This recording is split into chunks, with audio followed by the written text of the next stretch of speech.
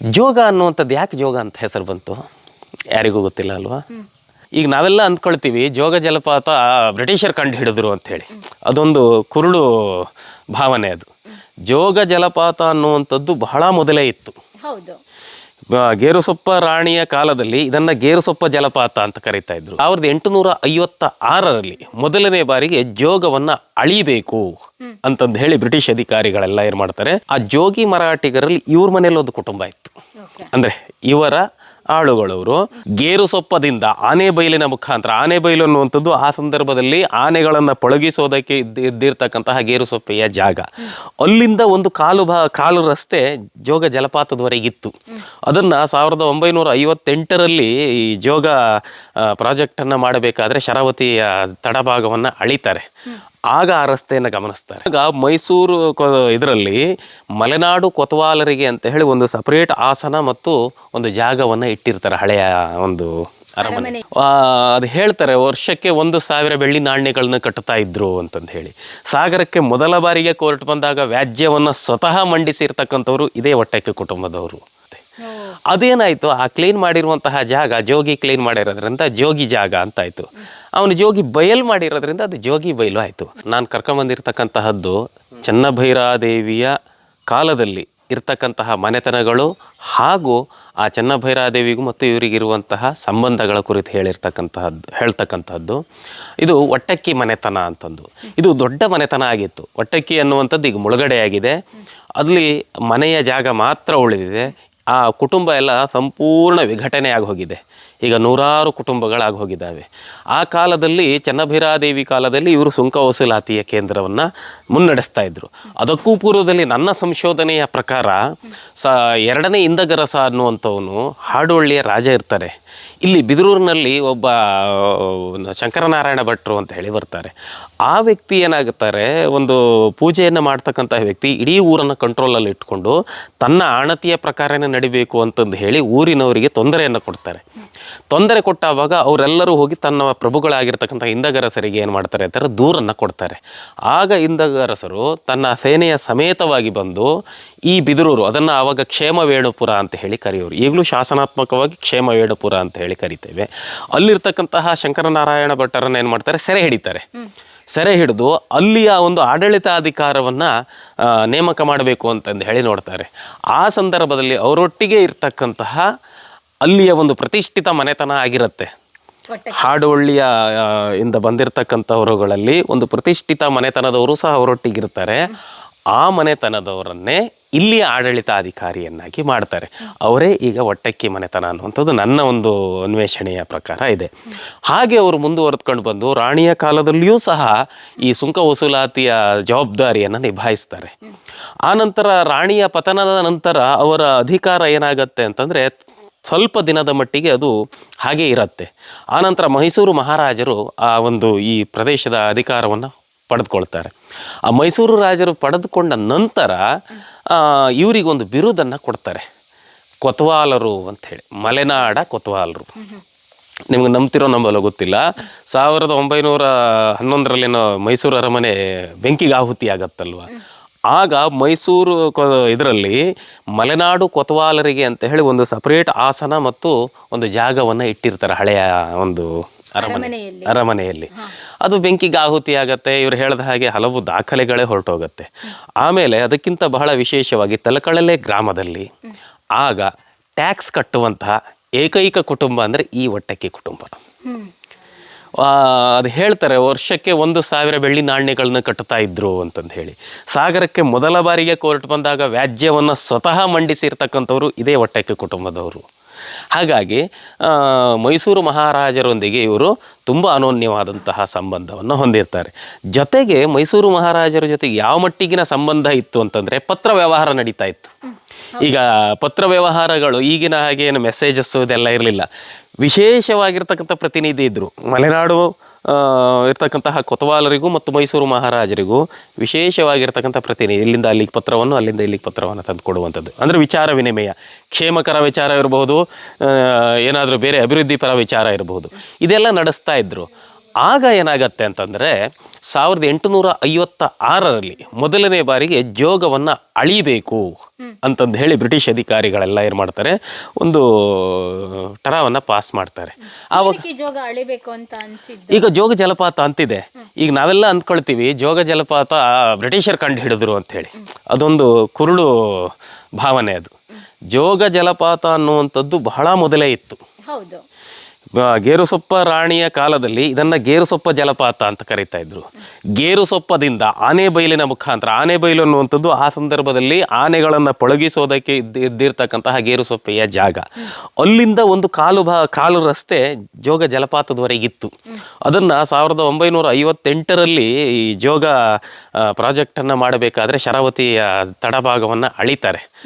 ಆಗ ಆ ರಸ್ತೆಯನ್ನು ಗಮನಿಸ್ತಾರೆ. ಪ್ರಿಯ ವೀಕ್ಷಕರೇ, ನಾವು ತೋರಿಸುತ್ತಿರುವ ಇತಿಹಾಸದ ಕಥೆಗಳು ಕನ್ನಡದ ಕಲೆ, ಸಾಹಿತ್ಯ, ಸಂಸ್ಕೃತಿ, ಜನಜೀವನ, ಇತಿಹಾಸ ಸೃಷ್ಟಿಸಿದ ಜನಸಾಮಾನ್ಯರ ಅಸಾಮಾನ್ಯ ಕಥೆಗಳು ನಿಮಗೆ ಇಷ್ಟ ಆಗಿದ್ಯಾ? ಹಾಗಿದ್ರೆ ವಿಡಿಯೋ ನೋಡಿ ಸುಮ್ಮನಾಗ್ಬೇಡಿ, ಶೇರ್ ಮಾಡಿ, ಸಪೋರ್ಟ್ ಮಾಡಿ, ನಮ್ಮೊಂದಿಗೆ ಜೊತೆಯಾಗಿ. ಇದು ನೀವೇ ಬೆಳೆಸಿದ ನಿಮ್ಮ ನೆಚ್ಚಿನ ಡಿಜಿಟಲ್ ಮಾಧ್ಯಮ. ಇನ್ಮುಂದೆ ನಿಮಗಾಗಿ ಇನ್ನಷ್ಟು ವಿನೂತನ ಶೈಲಿಯಲ್ಲಿ ಬರಲಿದೆ. ನೈತಿಕ ಬೆಂಬಲದ ಜೊತೆಗೆ ಆರ್ಥಿಕ ಬೆಂಬಲ ನೀಡಿ. ನಿಮ್ಮ ಬೆಂಬಲವೇ ನಮಗೆ ಪ್ರೇರಣೆ, ಸ್ಫೂರ್ತಿ ಕೂಡ. ನಿಮ್ಮ ಬೆಂಬಲದೊಂದಿಗೆ ನಮ್ಮ ಪಯಣ ಮುಂದುವರಿಯುತ್ತಿದೆ. ಸಾಮಾಜಿಕ ಬದಲಾವಣೆಗೆ ಜೊತೆಯಾಗಿ ನಮ್ಮ ಮುಂದಿನ ಪೀಳಿಗೆಗೆ ಕರ್ನಾಟಕದ ಇತಿಹಾಸ ಉಳಿಸೋಣ. ಆದ್ರೆ ಅದು ಪೂರ್ಣ ಪ್ರಮಾಣದಲ್ಲಿ ಇರಲಿಲ್ಲ. ಅದು ಯಾಕಂದ್ರೆ ಕಾಲದ ದಾಳಿ ಮತ್ತು ಮಲೆನಾಡು ಏರಿಯಾ, ವಿಪರೀತ ಮಳೆ ಆಗುವಂಥ ಪ್ರದೇಶ. ನಾವು ಇವತ್ತು ತೋರಿಸ್ರಿ ಅಂತಂದ್ರೆ ಸಿಗೋದಿಲ್ಲ, ಭಾಳಷ್ಟು ಸಿಗೋದಿಲ್ಲ ಕುರುಹುಗಳು. ಬಟ್ ಅದು ಇತ್ತದು. ಹಾಗೆ 1856ರಲ್ಲಿ ಈ ಜೋಗವನ್ನು ಅಳತೆ ಮಾಡುವ ಸಂದರ್ಭದಲ್ಲಿ ಸಂಪೂರ್ಣವಾಗಿರ್ತಕ್ಕಂತಹ ಜನರನ್ನು, ಅದಕ್ಕೆ ಬೇಕಾಗಿರುವಂತಹ ಜನರು, ಟೆಕ್ನಿಕಲಿಯಾಗಿ ಅವರೆಲ್ಲ ಬಂದಿದ್ರು, ಅದಕ್ಕೆ ಬೇಕಲ್ಲ, ಮೂಲಭೂತವಾಗಿ ಜನರುಗಳು ಬೇಕಲ್ಲ, ಆಳುಗಳು ಬೇಕಲ್ವ, ಅದನ್ನು ಒದಗಿಸಿಕೊಟ್ಟವರು ಇದೇ ಕುಟುಂಬದವರು. ಹಾಗಾಗಿ ಜೋಗ ಅಳತೆಯನ್ನು ಮಾಡುವಂಥದ್ರಲ್ಲಿ ಮೊದಲ ಸ್ಥಾನದಲ್ಲಿ ಇದೇ ಕುಟುಂಬ ನಿಲ್ಲುತ್ತೆ. ಅದು ಆದ ಬಳಿಕ ಜೋಗದಲ್ಲಿ 1856ರಲ್ಲಿ ಒಂದು ಬಂಗ್ಲೆಯನ್ನು ಕಟ್ತಾರೆ. ಈಗಲೂ ನಾವು ಅದನ್ನು ಬ್ರಿಟಿಷ್ ಬಂಗ್ಲೆ ಅಂತ ಹೇಳಿ ಕರಿತೇವೆ, ಬ್ರಿಟಿಷರು ಕಟ್ತಾರೆ. ಆ ಬಂಗ್ಲೆಯ ಉಸ್ತುವಾರಿ 2000 ಹೆಚ್ಚು ಕಡಿಮೆ 2004 ಅನ್ಸುತ್ತೆ, ನನಗೆ ಇಸ್ವಿಗಳ ನೆನಪಿಲ್ಲ. ಅಲ್ಲಿಯವರೆಗೂ ಇದೇ ಒಟ್ಟಕ್ಕಿ ಮನೆತನದವರೇ ನಡೆಸ್ತಾ ಇದ್ರು. ಅದರಲ್ಲಿ ಹೆಸರು ಸಾಮಾನ್ಯವಾಗಿ ಬಹುತೇಕವಾಗಿ ಋಷಭಯ್ಯ ಅಂತ ಬರುತ್ತೆ, ಆನಂತರ ನ್ಯಾಮಯ್ಯ ಅಂತ ಬರುತ್ತೆ, ಪದ್ಮಯ್ಯ ಅಂತ ಬರುತ್ತೆ. ಇವರೆಲ್ಲರೂ ಇದೇ ಮನೆತನದವರೇ. ಆನಂತರ ಅದಕ್ಕೆ ಟ್ಯಾಕ್ಸನ್ನು ಸಹ ಇವರೇ ಕಟ್ತಾ ಇದ್ರು. ಅದನ್ನು ನಿಭಾಯಿಸುವಂಥವ್ರು ಇವರೇ ಆಗಿದ್ರು. ಬ್ರಿಟಿಷ್ ಅಧಿಕಾರಿಗಳು ಬಂದ್ರೂ ಸಹ ನಿಭಾಯಿಸುವಂಥವ್ರು ಇವರೇ ಆಗಿದ್ರು. ಅದಾದ ಬಳಿಕ ಇನ್ನೊಂದು ಪ್ರಮುಖವಾಗಿ ನಾವು ನೆನ್ಪಿಟ್ಕೊಳ್ಬೇಕಾಗಿದ್ದು ಏನದು, ಇವರ ಸೇವೆಯನ್ನು ಗಮನಿಸಿರ್ತಕ್ಕಂತಹ ಬ್ರಿಟಿಷ್ ಸರ್ಕಾರ ಒಂದಿಷ್ಟು ಜಾಗವನ್ನು ಮಂಜೂರಾತಿ ಮಾಡತ್ತೆ. ಈಗ ನಾವು ಅದನ್ನು ವ್ಯೂ ಪಾಯಿಂಟ್ ಅಂತ ಹೇಳಿ ಕರಿತೀವಿ. ಪ್ರಾರಂಭದಲ್ಲಿ ಅದನ್ನು ಒಟ್ಟಕ್ಕಿ ಪಾಯಿಂಟ್ ಅಂತ ಕೊಟ್ಟರು. ಬ್ರಿಟಿಷರಿಗೆ ಉಚ್ಚಾರಣೆ ಮಾಡಲಿಕ್ಕೆ ಬರಲಿಲ್ಲ, ವ್ಯಾಟಿಕನ್ ಪಾಯಿಂಟ್ ಮಾಡಿದ್ರು. ಅದು ವ್ಯಾಟಿಕನ್ ಪಾಯಿಂಟ್ ಆಯಿತು. ನಿಮಗೆ ಇನ್ನೊಂದು ತುಂಬ ಇಂಪಾರ್ಟೆಂಟ್, ಇದು ಬಹಳಷ್ಟು ಜನಕ್ಕೆ ಗೊತ್ತಿಲ್ಲ. ಜೋಗ ಅನ್ನುವಂಥದ್ದು ಯಾಕೆ ಜೋಗ ಅಂತ ಹೆಸರು ಬಂತು ಯಾರಿಗೂ ಗೊತ್ತಿಲ್ಲ ಅಲ್ವಾ?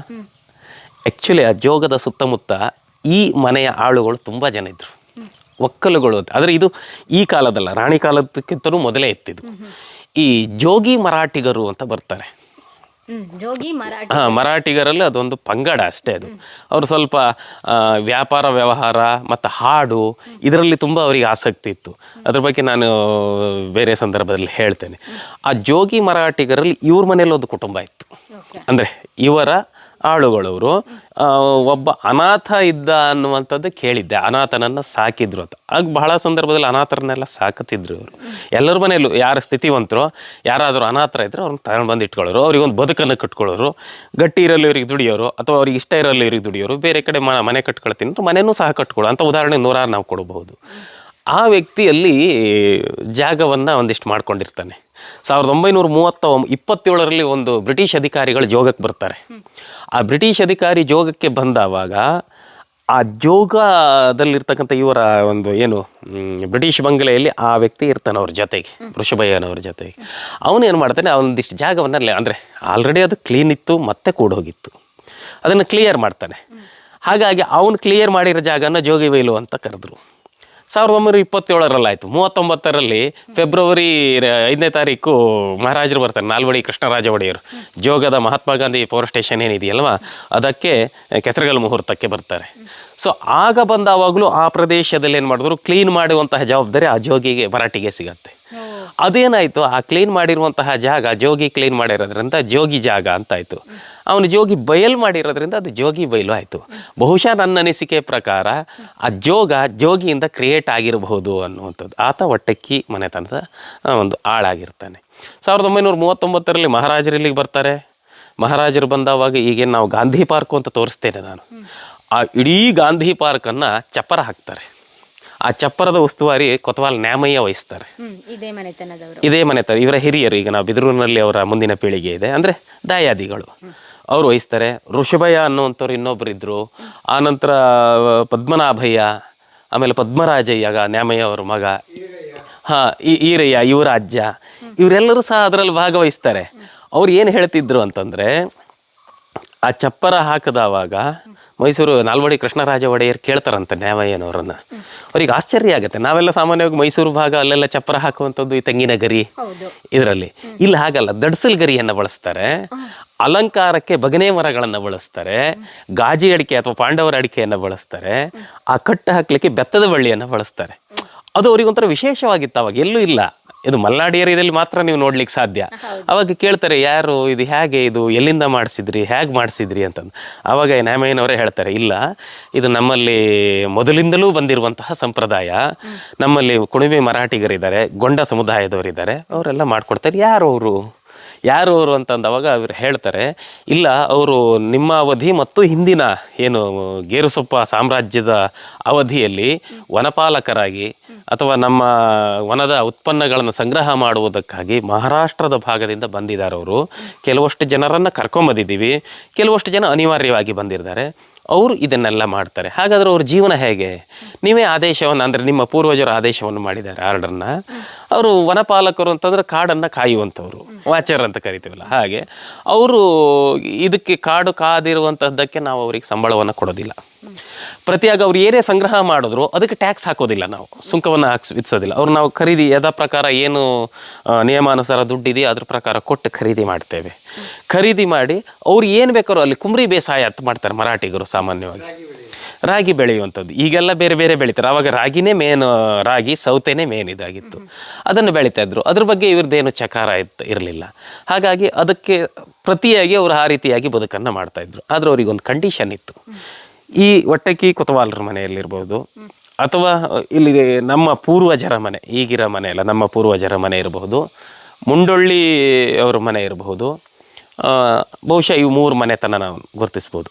ಅವ್ರ ಮನೆಯಲ್ಲಿ ಏನೇ ಕಾರ್ಯಕ್ರಮ ಆಗಲಿ, ಚಪ್ಪರ ಹಾಕುವಂಥದ್ದು, ಆಮೇಲೆ ಸಾರಿಸುವಂಥ ಪದ್ಧತಿ ಈಗೆಲ್ಲ ಇಲ್ಲ. ಆವಾಗ ಪ್ರತಿ ಮನೆಯಲ್ಲೂ ಅವನು ಬೇಕಾದ್ರೆ ಕಲ್ಲು ಹಾಸಿರಲಿ, ಸಾರಿಸ್ಬೇಕಿತ್ತು. ಅದು ಶುದ್ಧತೆಯ ಪ್ರತೀಕ ಅಂತ ಆವಾಗಿತ್ತು. ಅದೆಲ್ಲ ಜವಾಬ್ದಾರಿ ಗೊಂಡರಿಗೂ ಮತ್ತು ಮರಾಠಿಗರಿಗಿತ್ತು. ಹಾಗಾಗಿ ಅಲ್ಲಿ ಚಪ್ಪರ ಹಾಕಿರ್ತಕ್ಕಂಥವ್ರು ಮರಾಠಿಗರು ಜೋಗದಲ್ಲಿ. ಆ ಚಪ್ಪರದ ಸೌಂದರ್ಯ ನೋಡಿ 5 ನಿಮಿಷ ಅವರು ಸುತ್ತುವರೆದು ನೋಡ್ಕೊಂಡು ಬಂದಿದ್ರಂತ. ಅವಾಗ ಮಹಾರಾಜರು ಸುತ್ತುವರೆದು ನೋಡ್ಕೊಂಡು ಬಂದಿದ್ರು. ಅಂದ್ರೆ ಅಷ್ಟು ಅದ್ಭುತವಾಗಿತ್ತು. ಅವರ ಈಗ ಅಲಂಕಾರ ಮಾಡಿದ್ದಾರೆ ಅಂತಂದರೆ ತುಂಬ ಅದ್ಭುತವಾಗಿರ್ತಿತ್ತು. ಅವ್ರು ಹಾಕಿರುವಂತಹ ಕಟ್ಟಿದೆಯಲ್ಲ, ಎಷ್ಟು ಬಿಗಿ ಇರ್ತೋ ಅಷ್ಟೇ ಚಂದ ಕಾಣಿಸ್ತಿತ್ತು. ನಮಗೀಗ ಯಾರಿಗೂ ಹಾಕ್ಲಿಕ್ಕೆ ಬರೋದಿಲ್ಲ. ಅದು ಜೊತೆಗೆ ಶರಾವತಿ ಪ್ರಾಜೆಕ್ಟ್ ಆಯ್ತಲ್ಲ, ಅಲ್ಲಿ ಪ್ರಾಜೆಕ್ಟ್ ಓಪನ್ ಆಗಾಗ ಲಾಲ್ ಬಹದ್ದೂರ್ ಶಾಸ್ತ್ರಿ ಬಂದರು 64ನೇ ಇಸ್ವಿಯಲ್ಲಿ. ನೀವು ಫಸ್ಟ್ ಬ್ರಿಡ್ಜ್ ಗೇಟ್ ಎಂಟ್ರಿ ಆಗ್ತಿರಲ್ಲ, ಅಲ್ಲೊಂದು ಸಣ್ಣ ಚಪ್ಪರ ಹಾಕಿದ್ರು, ಬಾರೆ ಎಲ್ಲ ಒಂದು 15 ರಸ್ತೆಗೆ. ಲಾಲ್ ಬಹದ್ದೂರ್ ಶಾಸ್ತ್ರಿ ಅಲ್ಲಿ ಇಳಿದು ಆ ಚಪ್ಪರ ನೋಡಿದ್ರು. ಅಂದರೆ ಚಪ್ಪರ ಅಷ್ಟೊಂದು ಸುಂದರವಾಗಿ ಹಾಕ್ತಾ ಇದ್ರು. ದಡಸಲ್ಗರಿ ಅಂದರೆ ವಿಶೇಷ ಬರತ್ತದು, ತುಂಬ ಹಸಿರು, ಹಚ್ಚ ಹಸಿರು ನೇಜ್ ಹಾಕಿದ್ರು. ಈ ಬೈನೇದು ಗೊನೆ ಬಿಟ್ಟು ಹಿಂಗೆ ಬಾಗಿರುತ್ತೆ, ಎಳೆದು ಗೊನೆ. ಆ ಕಂಬಕ್ಕೆ ಒಂದೊಂದು ಕಂಬಕ್ಕೆ 2 ಗೊನೆನ ಹೀಗೆ ಕಟ್ಟಿ ಹೀಗೆ ಬಿಟ್ಟಿದ್ರ, ಸಖತ್ ಕಾಣಿಸ್ತಾ ಇತ್ತು. ಲಾಲ್ ಬಹದ್ದೂರ್ ಶಾಸ್ತ್ರಿ ಹಿಡಿದು ಆ ಚಪ್ಪರನ 5 ನಿಮಿಷ ನೋಡಿದ್ರು.